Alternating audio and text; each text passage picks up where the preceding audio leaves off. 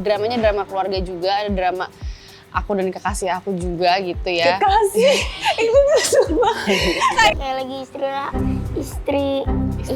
Istirahat. Bukan istri rahat ya. Terus aku tuh itu kayak blok gitu. Terus kan dia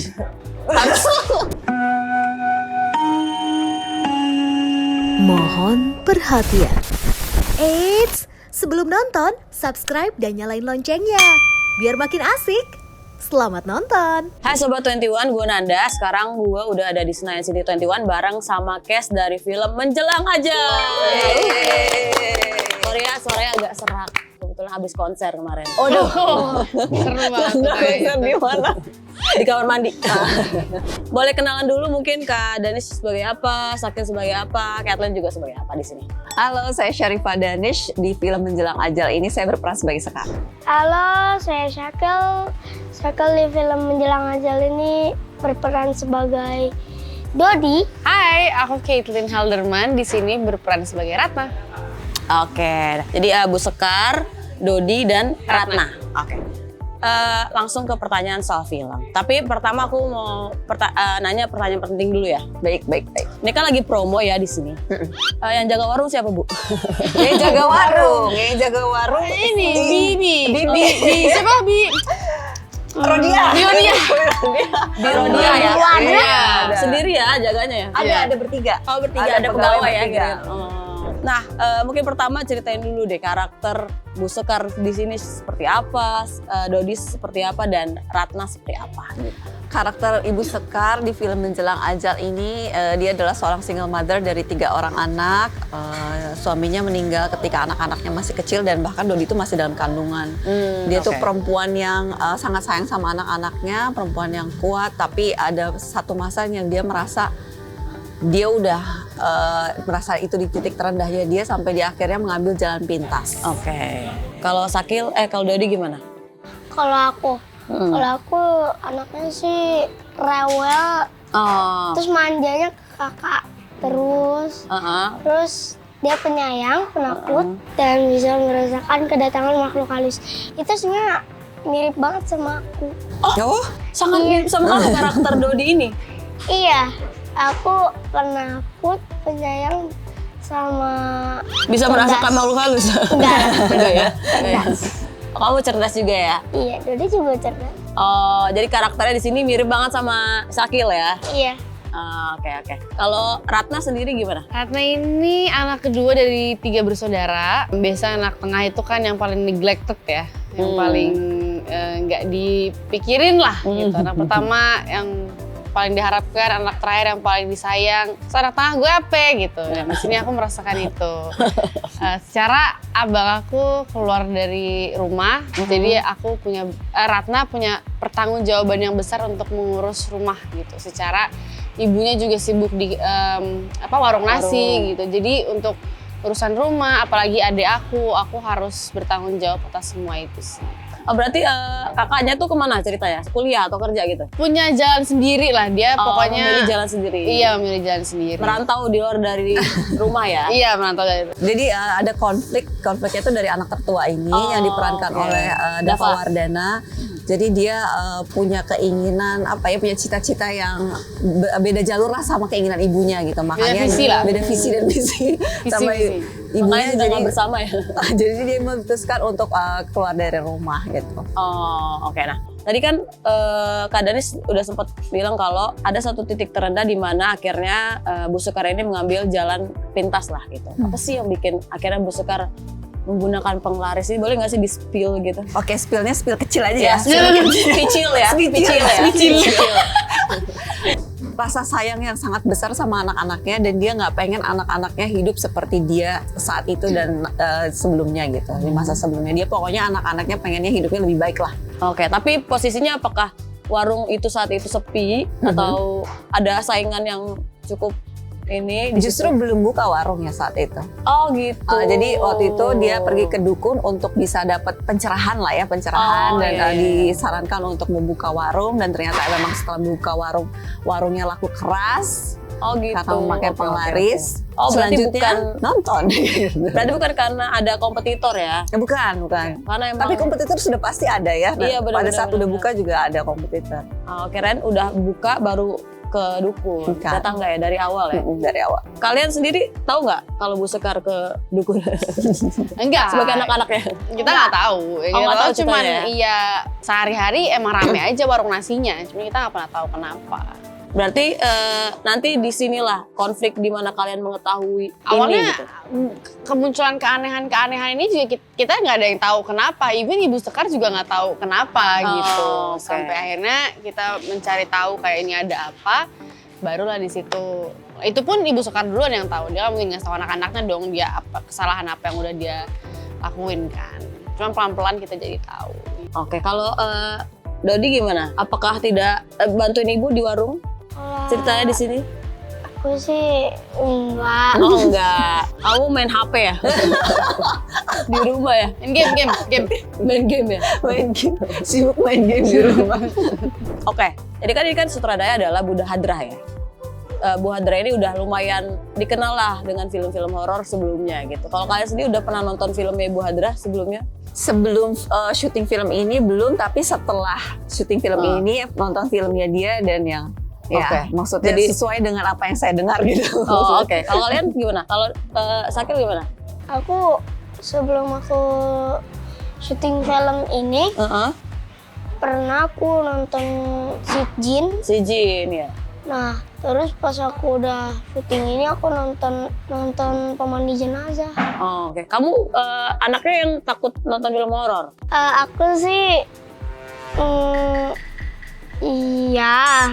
Kakak aku malahan yang suka nonton film tapi tutup mata terus. Emang kamu nggak tutup mata? Kamu nggak tutup mata? Kalau aku sih Tidur. bukan tidur, tapi tutup mata juga. Tutup mata juga. Tutup kuping Jadi ya? kalian percuma ya beli tiket nonton ya? Bukan. Tutup Mana mata. main aja di More. Enggak. Jadi aku kalau mama suruh buka mata ya aku harus nonton. Kalau mama suruh tutup mata ya adegan sadis. Oh ya nggak boleh ya. Karena nggak boleh, bukan karena takut. Sesuai umurnya gitu Umur ya. Oke. Kalau kamu, Kathleen gimana? Udah pernah nyari-nyari tahu? Udah, aku pernah syuting sama Bu Hadra sebelumnya. Oh, oke. Kayak 2018, I think, atau 2019 itu udah lumayan lama banget. Film drama sih, cuman aku baru pertama kali horor sama Bu Hadra. Karena kemarin yang Pemandi Jenazah sama si Jin kan bagus banget kan, diterima sama masyarakat juga. Jadi aku penasaran sih. Cuman aku belum nonton. Si Jin sama Pemandi Jenazah aku belum nonton, belum sempet nonton. Cuman aku pengen nonton sih. Si Jin sih setengah. So aku penasaran untuk si Menjelang Ajal. Oh, oke. Berarti Kak Danis udah pernah sempat nonton ya film Bu Hadra? Setelah syuting, Iya, setelah nonton- syuting. Oh ya, film Pemandi Apa yang Jenazah. dirasain akan berbeda nih dari film Bu Hadra yang satu ini? Gitu? Kalau menurut saya dramanya di film Menjelang Ajal ini sangat menonjol juga. Jadi nggak hanya horor, tapi juga dramanya cukup kuat. Apakah lebih intens mungkin dari? Secara mencekamnya, Iya, sudah pasti. sudah pasti. Sudah pas. Sudah pasti. Sudah pasti lebih mencekam ya. Iya. Kalau Catherine gimana menurut kamu, apa yang beda nih kayaknya dari film ini? Sama sih sama Kak Danis, ini bakalan lebih, bukan lebih signifikan di dramanya, cuman banyak dramanya juga di sini. Dramanya drama keluarga juga, ada drama aku dan kekasih aku juga gitu ya. Kasih. Itu semua. Kayak bahasa, Aku yang kasih aku. bahasa ini ya. Iya kayak Gak apa-apa kan ini filmnya 90-an kan? iya, bener. Filmnya Oh, iya, 90-an, bener. ya, bagus. pacar. mendalami ya. Iya, kan biasa sopan gitu lah, kayak kekasih. Jadi kayak layer masalahnya tuh banyak lah di sini ya. Iya, dan nggak cuman jump scare aja gitu. Oke. Kalau menurut kamu gimana, Cakil? Kalau menurut aku sih ya banyak drama sama banyak mencengkram, banyak jumpscare juga sih. Semoga nggak terlalu banyak jumpscare-nya. Tapi kamu udah nonton belum filmnya? Ini, jangan aja udah nonton filmnya. Trailernya sih udah. Oh tapi filmnya belum nonton ya? Belum Belum pada pada Ya nonton ya? belum tayang. Oh, kirain dikasih nonton dulu. Belum. Oh belum ya? Kira-kira kalau misalnya kamu dari baca skripnya, serem nggak? Adegan Busukar kerasukan Oh, gitu. itu akan serem ya. Iya, banyak jumpscare ini. Di Oke. situ. Kalau boleh tahu, Syakil film horor udah keberapa? Baru satu. Baru ini ya? Iya. Kalau Kathleen? Ketiga, Ketiga ya? Kalau Kak Danis kan udah sering lah ya. Maksudnya sempat dibilang ratu film horor juga. Gitu. Apa sih yang menarik dari project ini menurut kalian? Akhirnya kalian mau gabung gitu? Menurut aku storyline-nya bagus banget. Aku suka banget ceritanya karena yang nulis Bu Hadra sama Adeni sendiri gitu. And katanya sih ini true story ya Kak. That's what they say gitu. Cuma mereka mungkin belum berani ngeklaim itu. Kita juga cuma denger aja ini katanya true story gitu. Jadi menurut aku itu salah satu faktor yang menurut aku menarik sih. Makanya aku mau coba film ini. Apalagi saudaranya Bu Hadra yang namanya lagi di mana-mana gitu. Jadi aku yang oke aku mau coba. Kalau Syakil gimana? Apa alasan kamu mau bergabung menjadi anak Bu Sekar? Ya, kalau aku kalau dapat film aku mau aja. Pokoknya deh kalau berusaha yang penting syuting. Oh gitu. Iya, Kamu suka yang syutingnya? penting syuting. Oh. Gitu ya. Ya kan? Iya syuting kan? Iya. Yang suka penting banget. syuting dan ini karakternya mirip sama kamu kan? Makanya kamu mau jadi Dodi. Iya. Aku bantuin ya alasannya. Kalau Kak Danis apa Kak? Kalau buat saya pertama tuh ceritanya menarik karena karakternya sebagai seorang ibu, terus pengorbanan seorang ibu yang sangat mencintai anaknya sampai menurut saya di film ini di ceritanya tuh ibunya tuh mengorbankan kepentingan dia untuk kepentingan anak-anaknya gitu. Terus ceritanya juga sangat menarik. Apa lagi ya? Tadi udah kepikiran terus lupa. Boleh nggak nanti balik lagi? Boleh. Tapi setelah berapa tahun juga kan, kalau Catherine sama Kak Danis kan maksudnya udah vakum lah, maksudnya beberapa film sebelumnya itu bukan horor gitu. Nah, ada alasan khusus juga nggak, maksudnya enggak ya? Apa emang karena ceritanya? Atau udah kayaknya aku harus main horor lagi deh gitu? Atau kangen gitu misalnya? Enggak? Kalau aku kangen sih jujur gitu, karena kalau biasanya main film drama ya, kebanyakan film aku drama, itu aku harus cantik gitu. Kayak aku tuh harus benar-benar merhatiin mau ngomong apa, tapi aku harus tetap jaim gitu apa segala macam. Cuma kalau kangennya di horor tuh, aku mau ngelakuin apa aja tuh aku bodo amat. Jadi aku kayak mau teriak ya udah gue teriak, emang gue teriak ketakutan gimana sih gitu. Jadi aku kangen main film horornya di situ sih. Kirain kamu di drama harus cantik, di sini ngereok. Enggak ya? Di sini ngereok. Oh, ngereok. Drama juga ngereok, cuma ngereoknya beda. Kalau di drama lebih yang kayak gimana ya, tetap gue harus agak cakapan dikit. Gitu. Kayak rambut gue masih on juga nggak? cantik. Marah-marah tapi tetap ya on ya. Kalau Kak Danis ada nggak alasan? Kalau buat saya memang ada kepuasan tersendiri sih untuk bermain horor gitu. Oke. Jadi waktu ditawarin film ini dengan alasan-alasan, maksudnya salah satunya memang ceritanya menarik gitu, disutradarai sama Bu Hadra. Jadi saya pikir kayak ya udah, dan saya merasa emang mungkin horor memang bagian dari hidup saya dan bagian dari karir saya. Jadi ya udah why not gitu. Yang penting hidupnya nggak horor sih Kak. Itu yang penting ya. Nah, banyak yang udah bilang kayak hidup udah horor. Main film Iya, horor. gitu. Nah kalau Syakil nih, balik lagi. Kamu katanya paling deket sama Kak Kathleen. Bener gak sih di syuting? Iya. Kenapa tuh? Apakah karena emang karakternya selalu bareng juga? Iya. Atau karena Kak Kathleen suka beliin jajan? Makanya aku juga selalu minta jajan. Oh gitu? Ke tim produksi ya? Iya. Aku sama Kak Kathleen kenapa dekat? Karena scene-nya berduaan terus. Terus Oke. kalau lagi Istirahat. Istirahat. Bukan istri rahat ya? Waktu istirahat aku suka jailin Kak Kathleen. Makanya deket. Aslinya banyak berdua kan. Jadi dari reading pun juga kita udah dibangun untuk chemistry-nya kayak kakak Dekat. adik. Ya, sering banget reading berdua gitu. Oke Ren, tapi sama Kak Danis nggak apa-apa kan? Takut dia. Takut ya? Kamu nggak takut kan tapi? Enggak. Sama Kak Dava gitu nggak kan? Enggak. Oh enggak. Kamu biasanya di syutingan harus ada apa untuk bisa tetap syuting semangat gitu? Ada ini nggak? Permintaan tertentu nggak? Enggak ada. Enggak ya? Yang beli syuting tetap. Yang beli syuting. Kamu pemalu ya aslinya? Enggak. Oh enggak? Belum keluar aja. Belum keluar aja ya? Belum panas biasanya Belum kan panas. dia Anak solar kecil. kayak sama kayak aku, jadi kayak manasinnya tuh agak lama gitu. Jadi kayak tunggu dulu ya sebentar biar panas. Gak apa, kita masih 3 jam ya Mbak ya kita? Kalau kayak gini bensin ini bener Bensin solar. iya. Cepet Dia kebakaran. panas aja namanya. Nah balik lagi ke Kak Danis nih. Pas trailer film Menjelang Ajal keluar tuh banyak banget komentar kan soal kayak ih comeback nih Kak Danis gitu dari ke film horor lagi gitu. Terus ada yang bilang Safira Danis effortlessly nyeremin. Effortlessly nyeremin. Itu terus kayak wah pasti bagus nih kalau misalnya ada Kak Danisnya. Apakah itu jadi beban dan ini nggak sih kayak ih parah banget masa gue dibilang serem sih, ada kayak gitu-gitu ya nggak sih? Baca-bacain nggak sih ke komen Kak? Baca.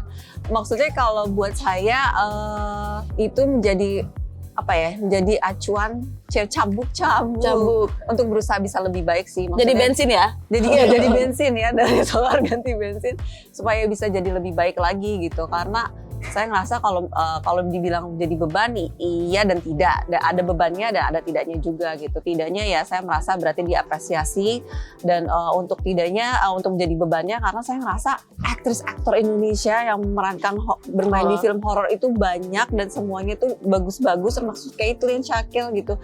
Jadi saya ngerasa untuk didapat predikat sampai maksudnya kayak ada yang bilang sampai jadi ratu horor gitu itu suatu hal yang kayak waduh berat ya, takutnya itu tidak memuas sesuai dengan ekspektasi yang memberikan predikat itu gitu. Itu menjadi beban gitu sebenarnya. Tapi kalau buat saya sekarang ya udah saya emban aja gitu kalau misalnya dipredikatkan dengan oh ini bakal bagus atau effortlessly serem itu gitu. Ya udah nggak apa-apa, mungkin emang saya harus jalurnya di sini, saya berusaha lebih baik aja gitu ke depannya.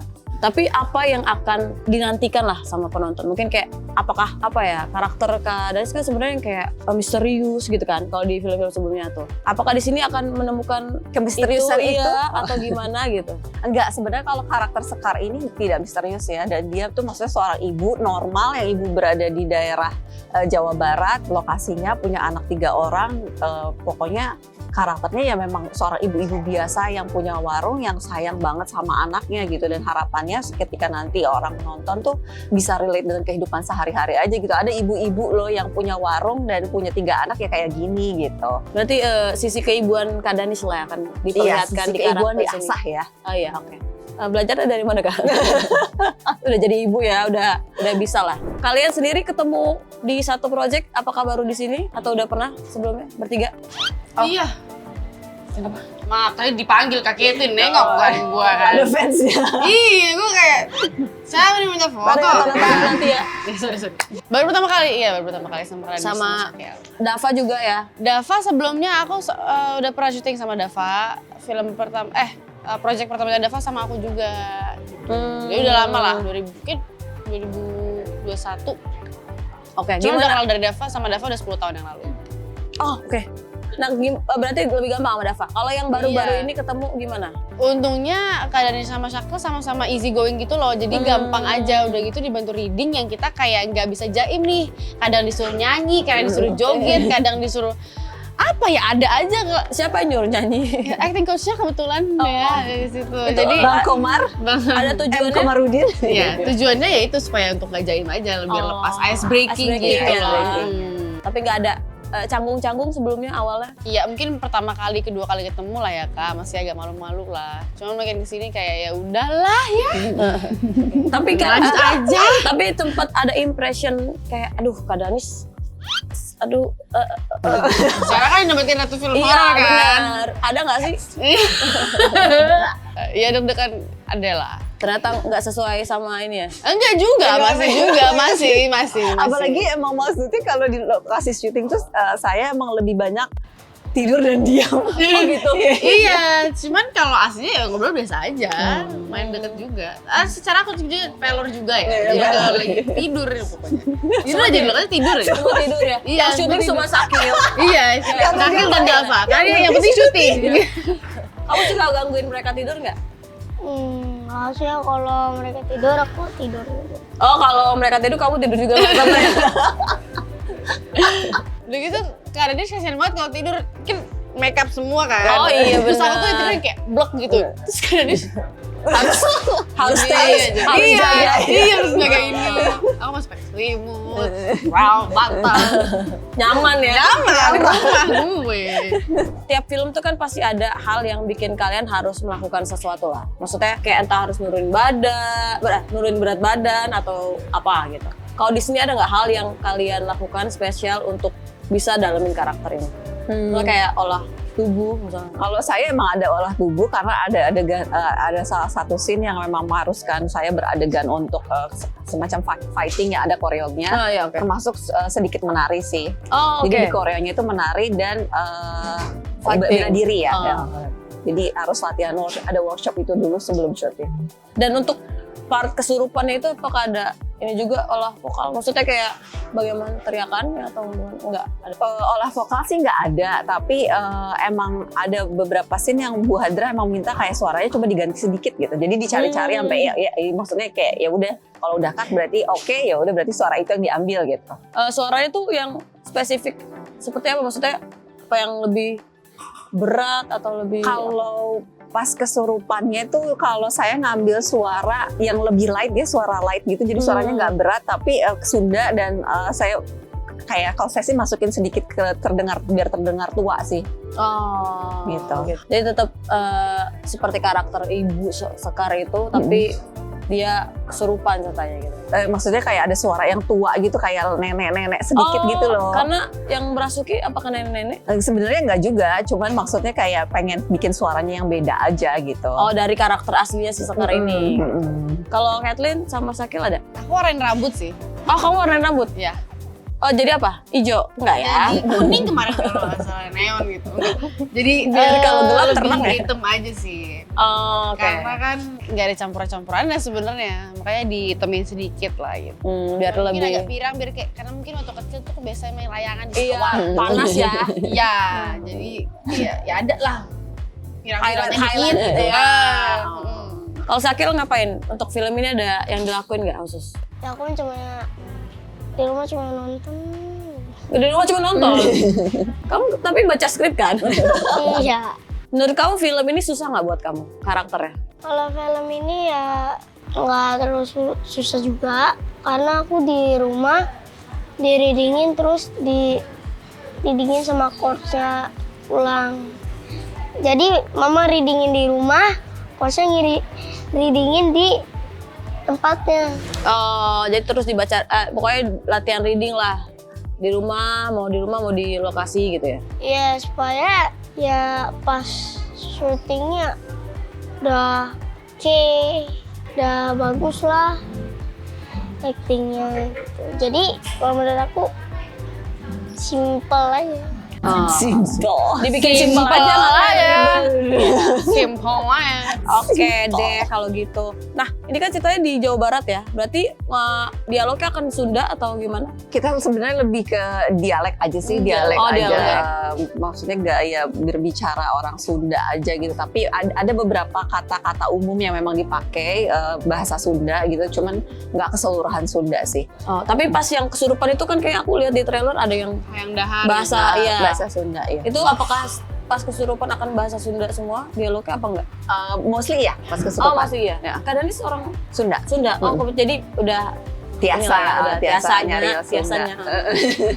Padahal nggak bisa. Aku pikir kamu orang Sunda. Aku Sunda di Bogor tapi nggak bisa ngomong nggak bisa. Sunda. Aku dapat bocoran katanya ada satu scene, yaitu scene terakhir yang paling berat buat kalian katanya. Kenapa tuh? Boleh ceritain nggak sih? Kenapa itu berat dan se-heavy apa sih adegannya gitu? I feel like karena emotion kita kayak tertuang di situ semua loh. Takut ada, sedih ada, senengnya juga mungkin ada, berat banget secara emotional and mentally aja gitu. Karena apalagi chemistry kita juga di situ dites banget lah gitu secara keluarga gitu. Apalagi Abangnya Rata baru balik gitu ya dari perantauan dunianya dia itu. Iya. Hari ini pemilihan kata-kata kamu aja yang Iya bener-bener. perantauan duniawi. Iya. Perantauan duniawi dia udah balik gitu. Jadi oke. emang berat banget aja sih di situ. Kayak reliefnya juga ada. There's just a lot of emotions going on di scene itu. Oke. Kalau Sakil gimana? Ya nangis kalau menurut aku nangis terlalu sulit. Oh, kalau nangis tuh menurut kamu susah dan di adegan terakhir ini kamu ada adegan nangis gitu ya? Dan itu untuk bantu emosi nangis aku itu kayak aku sedih gitu baru kok. Soalnya di film itu buatnya kan nyetel lagu gitu. Oh, pas adegan itu di setelin lagu ya buat membantu. Nah terus udah semuanya udah pada sedih. Itu akhirnya aku udah keluar air mataku sampai netes. Jadi selain musik diputar, kamu juga ngelihat karakter lain udah pada nangis, jadi kamu ngebantu kamu buat nangis juga ya? Dan itu udah pagi-pagi gitu loh. Jam 3 apa jam 2 gitu tuh udah yang kayak udah ngantuk. Ada ngantuk-ngantuknya. Kalau Kak Dani sendiri? Kalau di scene terakhir itu saya ngerasanya emang berat gitu buat kita semua, karena buat ensemble pemain gitu, karena kita tuh harus menyelaraskan emosi gitu loh. Jadi emosinya tuh di bagian scene itu emang diperlukan emosi yang cukup besar. Jadi bagaimana kita bisa selaras semuanya berada di titik emosi tertentu itu gitu. Jadi itu yang cukup sulit, karena emang kita bener-bener dibutuhin chemistry kita semua gitu. Oke. Jadi emang karena harus ada chemistry dengan emosi yang sama itu yang bikin berat akhirnya. Nah kalau ngomongin behind the scene shooting, ada nggak sih momen yang memorable selama syuting film Menjelang Ajal? Tapi di scene terakhir itu sih, kalau buat saya di scene terakhir itu sih. Take-nya beberapa kali atau? Banyak, shotnya banyak. Take-nya banyak. Mungkin kalau take-nya udah beratus-ratus. Waduh, banyak banget. Udah give up duluan kayaknya aku. Semua cast ada di situ ya, ceritanya di situ. Enggak Yang keluarga. Ya, yang Keluarga keluarga. udah semua di sini. Jadi paling memorable itu scene terakhir karena emang berat juga. Dan itu di take terakhir juga? Enggak, hampir tapi menjelang terakhir shooting day, tapi enggak yang paling terakhir. Karena emang kalau dari Bu Adra sama tim Mas Rada, mereka nggak suka naro scene ending atau berat-berat kayak gitu di awal. Oke. Kalau kamu ada selain scene terakhir ada yang memorable? Ada, tapi sama kekasih. Kevin dan kekasih. Yang kamu diturunin depan warung itu ya, kalau di trailer. Ada lagi. Ada lagi. Oh, Sakil ada momen paling diingat lah pas syuting apa? Scene yang mau ending. Kamu nggak apa-apa, mau udah aja kita tidur ya. Kebetulan kan pelor ya kan. Ada nggak momen di mana kamu syuting bareng Bu Sekar yang pas lagi kesurupan misalnya, yang bikin kamu kaget beneran takut gitu? Ada nggak? Nggak ada, tapi aku harus emosinya emang harus. Karena karakter kamu aja ya. Kalau Iya. kamunya sendiri sih biasa aja ngeliat itu karena udah tahu acting. Iya. Fun fact kamu apa pas syuting? Aku lagi istirahat, lagi makan siang. Terus aku pakai baju hijau-hijau. Terus abis itu dikira mungkin tawonnya daun tuh. Iya, pohon nih gitu. Bagian tubuh kamu mana yang digigit? Palingan sini doang. Oh, kaki. Iya, untung ini loh, aku lempar. Apanya? Makanannya? Oh enggak. Tawonnya kamu langsung lepasin gitu ya? Bukan lepasin sih, lempar. Mati tawonnya? Enggak sih. Terbang lagi. Terus nanti dimatiin tuh sama kukunya. Diinjek. Tapi kamu nggak trauma pakai baju hijau kan setelah itu? Pakai baju panjang. Akhirnya Trauma nggak abis itu tapi? pakai baju hijau. Nah, Trauma nggak abis itu pakai baju hijau? waduh aku trauma banget. Traumanya sama tawon? Enggak, Iya. trauma sama tawon. Untungnya ada satu scene yang nangis kejer. Terus aku inget tadi kan dia tahun aku pencet aja. Fun fact, hebat lagi. Dipencet biar kamu nangis kesakitan. Kamu pinter banget ya kamu kepikiran gitu. Setelah itu untungnya ada adegan itu ya. Iya. Aku juga bertahu lagi. Membantu mendalami karakter. Iya. Kan sebenarnya cerita ini soal penglaris ya. Kayak itu kan sebenarnya dekat lah sama masyarakat Indonesia, terutama di tahun 90-an, 2000-an gitu. Kalau kalian dulu pernah nggak ada momen tahu kayak ada isu-isu penglaris di daerah rumah kalian? Kayak bakso itu rame kalau misalnya hari ini, atau kalau misalnya makanan yang dimakan di sana enak kalau dibawa pulang. Gak enak ada nggak? Pernah nggak kayak gitu? Nah sebenarnya baru ingat itu adalah jawaban saya. Salah Wow, satunya alhamdulillah sudah membantu ya. salah satunya kenapa ngambil film ini karena ceritanya tuh menurut saya menarik tentang warung-warung atau rumah makan yang pakai penglaris. Kan sebenarnya itu emang ya banyak lah dengar cerita kayak gitu di kehidupan nyata. Cuman saya ngerasanya belum banyak atau belum ada malah ya cerita yang mengangkat soal rumah makan yang pakai penglaris gitu. Cuman kalau in particular misalnya warung makan ini pernah dengar pakai penglaris sih nggak ada yang khusus gitu ngerasa udah pernah ngalamin. Cuman kalau misalnya kayak makan di suatu tempat terus di sananya enak pas dibawa pulang nggak enak tuh pernah. Tapi nggak kesana lah mikirnya ya. Nggak kesana Kayak mikirnya. emang nggak seger aja kali. Iya. Gitu. Kalau Kathleen pernah? Enggak sih. Kalau aku mikirnya ya kalau misalkan aku bawa pulang gak enak karena emang udah dingin aja, udah nggak anget gitu. Banyak, kayak sering deh aku kayak gitu. Lebih prefer untuk makan di situ daripada dibawa pulang. Ada mungkin orang ngomong kayak oh itu Katanya ini sih di ini gitu. di restoran tuh ada tuyul tuh apa segala macam. Cuman kan aku cuek nggak peduli, aku yang kayak Kalau enak ya makan aja. iya gitu. enak makan, nggak enak nggak usah. Nggak usah gitu. Salah satu sutradara di film ini juga memang pernah cerita. Jadi orang tuanya memang punya warung di daerah Jawa Barat juga. Terus dia cerita pernah ada satu masa gitu, jadi pengunjung mau mendatangi restorannya gitu. Tapi pas datang ke sana tuh kok tutup. Terus nanya kan, telepon kan, ini tutup ya restorannya. Padahal enggak, restorannya tuh buka. Jadi bisa ada yang kayak gitu juga, katanya ada restoran yang bisa ditutup untuk nggak kelihatan sama pengunjungnya katanya gitu. Kalau yang di film ini pun ada kan di trailer ya, kayak ada mas-mas lewat kayak tutup padahal sebenarnya buka. Iya. Oh itu mungkin kalau itu kompetitor ya yang membuat Yang bikin ya kan Iya, maksudnya iya, biar itu nggak kelihatan tutup gitu. biar warungnya dia aja yang kelihatan buka gitu Iya. kan ya.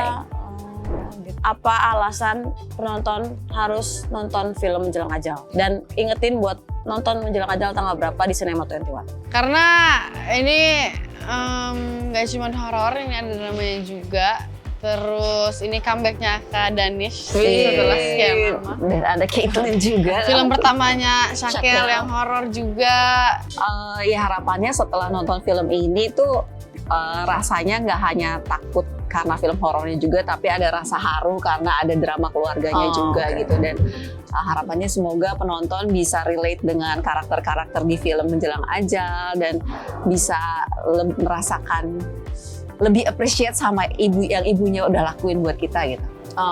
Karena kita dan Bu Ada mikir pengen setelah orang-orang nonton film ini kalau dari bioskop mereka langsung telepon mamahnya gitu. Kayak ingat. Bu makasih ya. Apa gitu. Perjuangan ibu ya. Kalau Syakil ada yang mau nambahin? Syakil yang penting syuting ya. Bercanda. Jangan lupa nonton film Menjelang Ajal mulai tanggal 30 April 2024 di bioskop sayangan kalian. Terutama di Cinema 21. Bye. Asik kan videonya? Jangan lupa like, subscribe, dan komen ya. Sampai jumpa di video selanjutnya.